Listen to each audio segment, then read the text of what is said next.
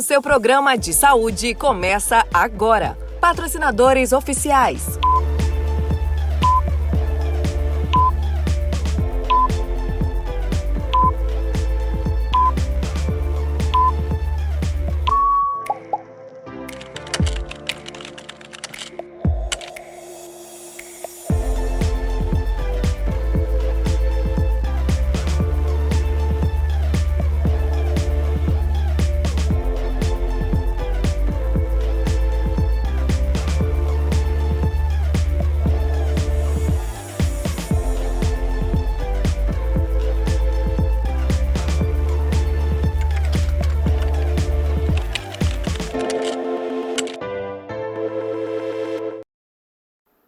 Olá, Doutor Me Consulta já está no ar para te levar muita informação sobre saúde, bem-estar e prevenção.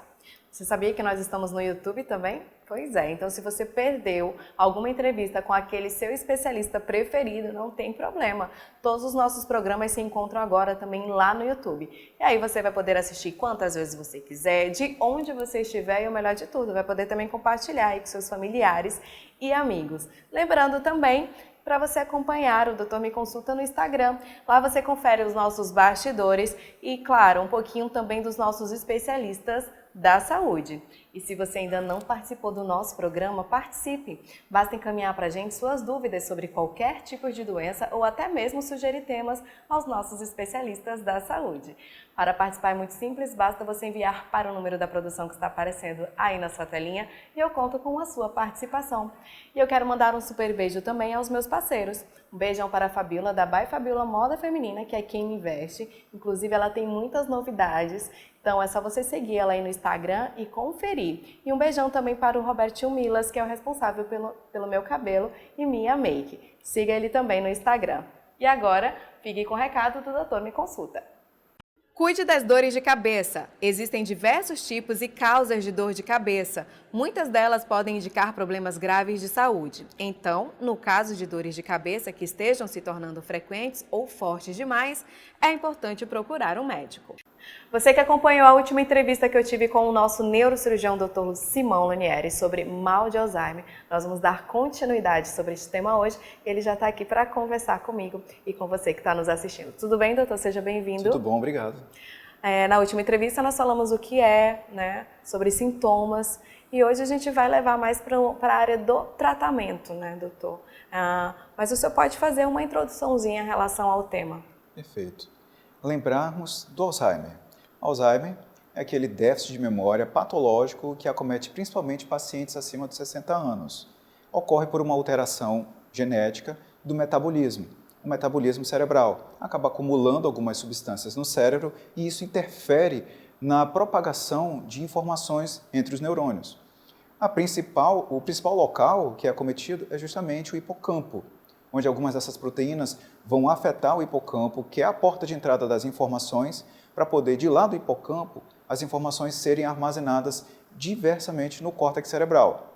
Com essa injúria, a informação não consegue seguir adiante. Os pacientes, eles têm um déficit de memória, mas nem todo paciente que tem um déficit de memória tem Alzheimer. Doutor, olha, a gente tem a participação aqui da Maria Eduarda, do bairro Santa Luzia, e ela pergunta quantas fases tem o Alzheimer e como são? Importante é lembrar que o Alzheimer ele tem um início muito insidioso. Então é difícil você notar realmente que o paciente está desenvolvendo isso até chegar numa fase mais avançada. O início ele começa justamente com alterações comportamentais. Então o paciente é clássico, ele começa a ter alterações da memória, mas antes disso, de forma subclínica, é descrito na literatura que o paciente vai ter, a maior parte deles, alterações do metabolismo da glicose.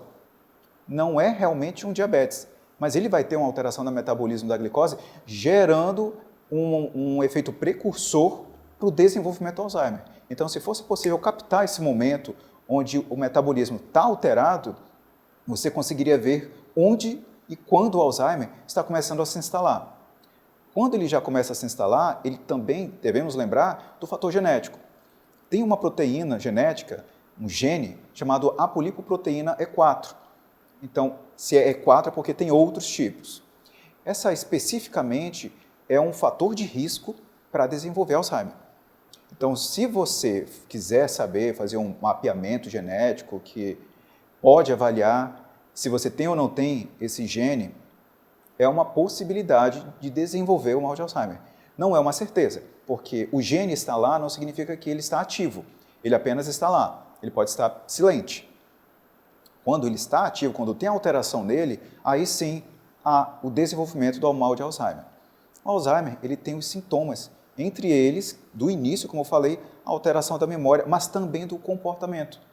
O paciente ele não aceita que ele está perdendo a memória. Às vezes ele até desconfia, ele diz, não, isso não é possível, isso não está acontecendo. Teve caso já, um pouco cômico isso, de paciente que estava guardando dinheiro em casa, aí esqueceu onde guardou o dinheiro e achou que alguém tinha roubado. Aí chamou a polícia e os familiares estavam desesperados, porque sabia-se que ninguém tinha pegado. Aí, por acaso, antes da polícia chegar, a própria paciente encontrou o dinheiro, que ficou completamente desconcertada e tal. Então, o paciente ele não aceita o diagnóstico, não é só porque ele está não querendo aceitar o diagnóstico, mas também porque ele não consegue. Então, essa questão da aceitação muitas vezes não é nem porque ele de fato não quer, é devido à questão da doença mesmo que interfere nessa aceitação, doutor, é isso? Exato. Por exemplo, ele também acaba evoluindo com alucinações. O que é uma alucinação? A alucinação é quando o paciente vê algo ou ouve algo que não existe, simplesmente não existe. Tem pacientes, não com Alzheimer, que têm alucinações, mas sabe que aquilo é alucinação. Por exemplo, a esquizofrenia. Tem pacientes que são esquizofrênicos, têm alucinação, sabem que é uma alucinação. O paciente com Alzheimer, não.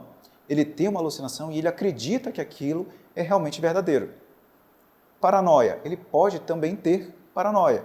O que é a paranoia? Paranoia é quando, na verdade, você não tem uma sensação, você não vê algo realmente que não existe, mas você entende de uma forma alterada.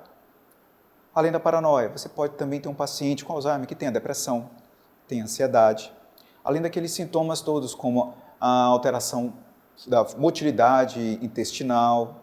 Então, são um conjunto de sintomas para poder você tentar diagnosticar quando se iniciou e o desenrolar do mal de Alzheimer.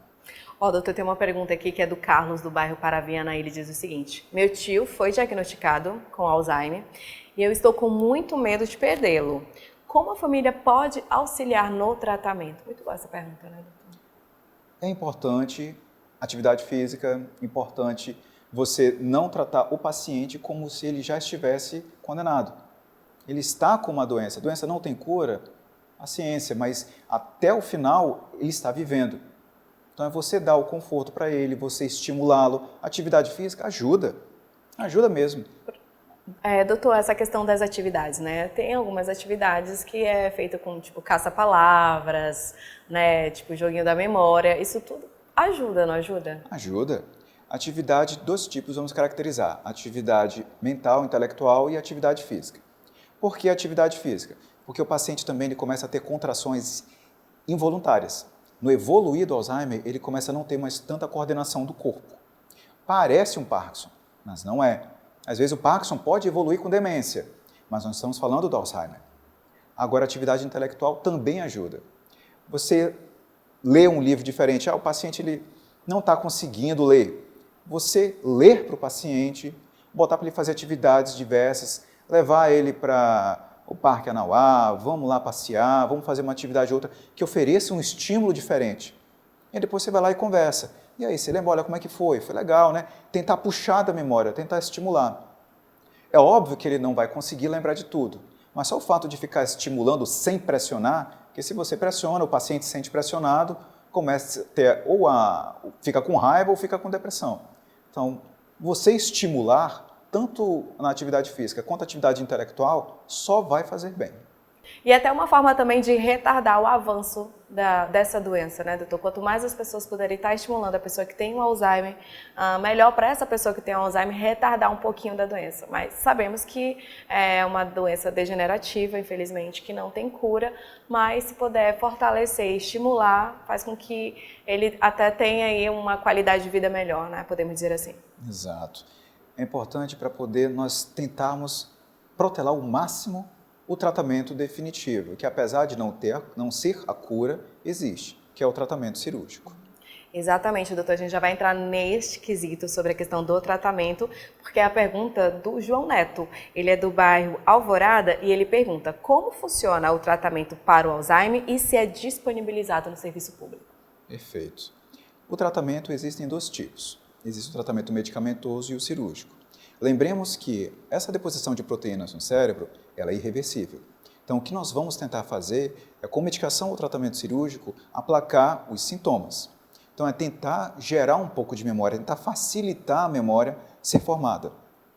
Para isso, nós temos algumas medicações, como a memantina, como a galantamina, que são medicações que fortalecem essa conexão para poder desenvolver memória. Mas não é uma condição sine qua non, não quer dizer que tomei o comprimido, beleza, memória vai voltar. Não, porque lembremos que a deposição das proteínas é de forma inexorável, ela vai acontecendo até o final da vida. Então, o máximo que você pode fazer é retardar. Isso encontra-se também em pauta o tratamento cirúrgico. O tratamento cirúrgico existem alguns tipos.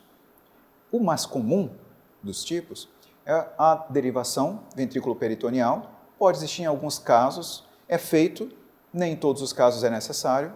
Também é feito neuroestimulação. Não sei se vocês lembram, mas nós comentamos também sobre o tratamento para o Parkinson, que se fazia com estimulação cerebral. Tem-se também a estimulação cerebral para tentar diminuir os impactos do mal de Alzheimer. Não são todos os pacientes elegíveis, mas sim existe a possibilidade para alguns pacientes, para terem um benefício.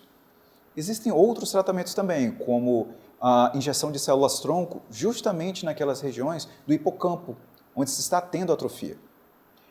A imagem do cérebro na ressonância é muito forte, que nós conseguimos ver a degeneração cerebral. O início do paciente, antes dele desenvolver por completo o Alzheimer, até o final, nós vemos o cérebro murchar. Como eu falei anteriormente sobre a flor, que ela vai murchando. O cérebro, ele vai murchando, e principalmente os lobos temporais. Os lobos temporais, eles estão cobrindo o hipocampo, que é justamente a porta de entrada das informações. Então, eles vão murchando. Nesses locais, os lobos temporais, no hipocampo, é o local onde se faz a injeção de células-tronco. É uma terapia, não é uma terapia que é de certeza que vai dar certo, mas é uma possibilidade. Quando você está tentando se salvar de algo, você tem que tentar algo. Outra coisa também, além da injeção de células-tronco, também é a terapia genética.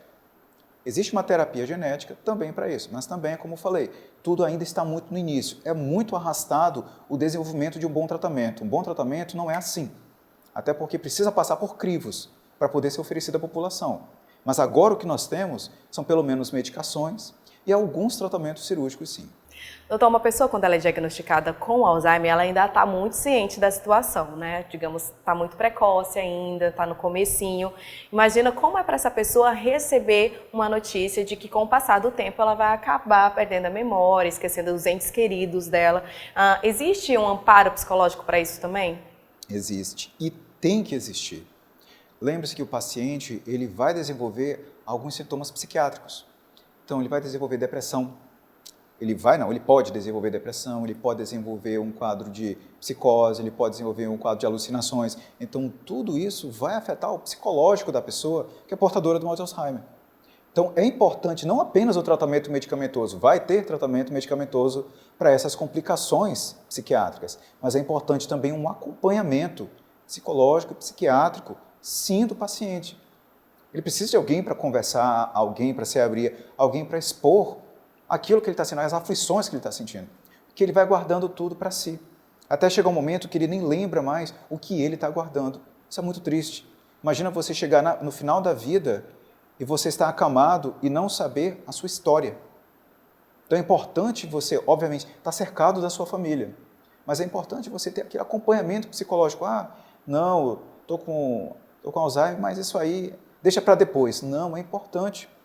Você não tem que aproveitar a vida só quando ela está no fim, você tem que aproveitar enquanto ainda tem. É importante conversar com a família e sim com um especialista, um psicólogo ou psiquiatra. Doutor, olha, muito obrigada mais uma vez, né, por essa entrevista, esse assunto bastante relevante. Obrigada mesmo. É um prazer. Até o próximo programa. Bom, gente, agora o Doutor Me Consulta vai para um breve intervalo, mas antes, a Peixada Tropical tem um recado para você. Peixada Tropical, 38 anos de tradição na mesa dos roraimenses, oferecendo o melhor e mais variado cardápio da cidade. Venha se deliciar no almoço e no jantar com os nossos pratos incríveis e bem temperados, além de desfrutar de um ambiente maravilhoso e o melhor atendimento da cidade. Esperamos você e sua família durante a semana, no almoço e no jantar, exceto na quarta-feira. Endereço: Rua Juricaba, 1525, Centro. Telefone 3224 6040.